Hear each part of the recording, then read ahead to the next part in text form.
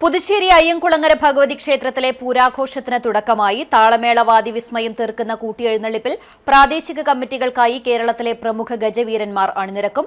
പൂരത്തിന്റെ തത്സമയ സംപ്രേഷണം സിസിടിവി ചാനലിലൂടെ പ്രേക്ഷകർക്ക് ആസ്വദിക്കാം.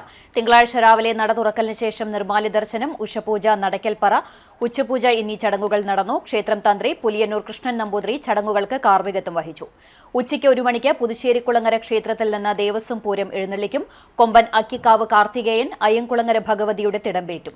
തട്ടകത്തെ 17 പ്രാദേശിക കമ്മിറ്റികളുടെ നേതൃത്വത്തിലുള്ള പൂരം എഴുന്നള്ളിപ്പുകൾ നാട്ടിടവഴികളിലൂടെ പ്രദക്ഷിണം നടത്തി 4 മണി മുതൽ ക്ഷേത്രാങ്കണത്തിലേക്ക് എത്തും. ഉച്ചതിരിഞ്ഞ് 5:30 നടക്കുന്ന കൂട്ടിയെഴുന്നള്ളിപ്പിന് പാണ്ടിമേളത്തിൽ കുമ്പളങ്ങാട് രാമചന്ദ്രൻ പ്രമാണിത്വം വഹിക്കും. തെച്ചിക്കോട്ടുകാവ് രാമചന്ദ്രൻ, പുതുപ്പള്ളി കേശവൻ, ചിറക്കൽ കാളിദാസൻ, ചെർപ്പുളശ്ശേരി അനന്തപത്മനാഭൻ, അമ്പാടി ബാലൻ, ചെർപ്പുളശ്ശേരി രാജശേഖരൻ ഉൾപ്പെടെ 35ഓളം ഗജവീരന്മാർ കൂട്ടിയെഴുന്നള്ളിപ്പിൽ അണിനിരക്കും. പാരമ്പര്യവേലകളും തെയ്യാഘോഷങ്ങളും പൂരാഘോഷത്തിന് മാറ്റേകി ക്ഷേത്രാങ്കണത്തിലെത്തും.